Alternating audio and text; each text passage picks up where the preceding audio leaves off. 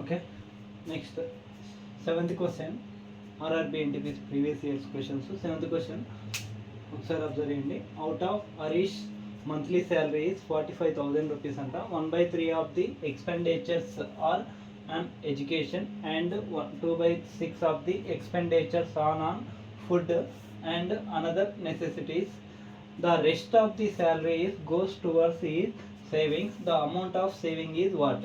ఏం లేదు, సింపుల్గా హరీష్ మంత్లీ శాలరీ ఎంత అని చెప్తానంటే 45,000 అంటున్నాడు. దానిలో 1/3 పార్ట్ ఎడ్యుకేషన్కి, 2/6 పార్ట్ ఫుడ్కి ఎక్స్పెండ్ చేస్తున్నట్టే ఖర్చు చేస్తుండ్రు. ఓకే, రిమైనింగ్ రెస్ట్ అంటే మిగతా అమౌంట్ ఉంది కదా, అది సేవింగ్ చేస్తుండ్రు. ఆ సేవింగ్ అమౌంట్ ఎంత అని అడుగుతుండ్రు సింపుల్గా. ఓకే, చూడండి ఒకసారి answer, very simple answer.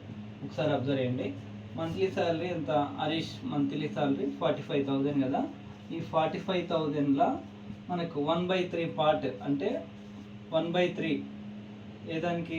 Education అంటే ఈ ఎడ్యుకేషన్ మీన్స్ ఈ అని పెట్టుకుంటున్నా షార్ట్ కట్. ఓకే, నెక్స్ట్ ఫుడ్కి ఎఫ్ అని పెట్టుకుంటున్నా. ఓకే, 2/6. ఓకే, 2/6 అన్నా కూడా 1/3. 2 1 2 3 ఇది కూడా 1/3. అంటే 45,000 ఇంటూ 1/3 చేస్తే సరిపోతుంది. అప్పుడు ఎంత?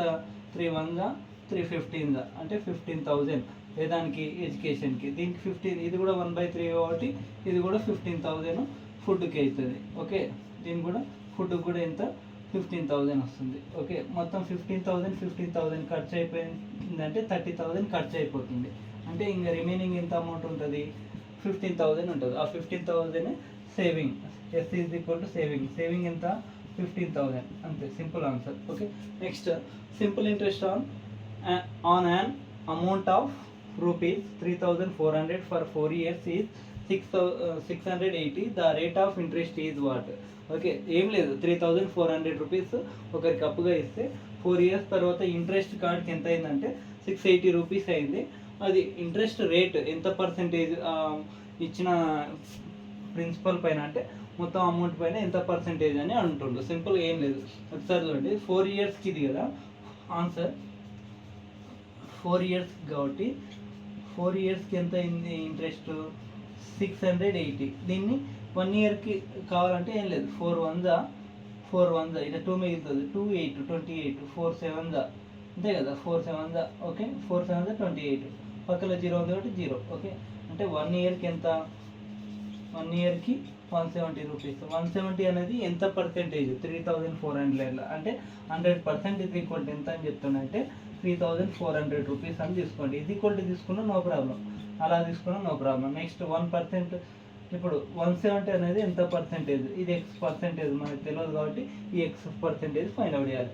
ఎప్పుడైనా హారిజాంటల్గా క్యాన్సిల్ చేయొచ్చు, వర్టికల్గా క్యాన్సిల్ చేయొచ్చు, ఇలా మాత్రం మల్టిప్లై చేయాలి. ఓకేనా, ఇప్పుడు ఏం చేస్తలేము ఒకసారి అబ్జర్వ్ చేయండి. 0 0 క్యాన్సల్. ఓకే, వర్టికల్గా.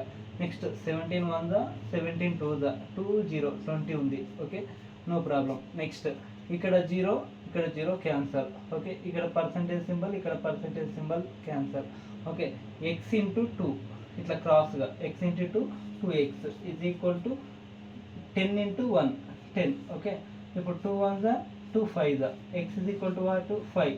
ఎక్స్ పర్సెంటేజ్ అంటే 5%. Interest the rate of interest is 5%. Interest rate ఎంత ఉందంటే 5%. సింపుల్ ఇంట్రెస్ట్ ఫామ్లో వాడవచ్చు, కానీ అదంతా పెద్ద process. SI equal to PTR/100. Okay, ఇది సింపుల్ ఇంట్రెస్ట్ ఫామ్లో. ఇక్కడ P అంటే 3,400, T అంటే టైము, R అంటే రేట్.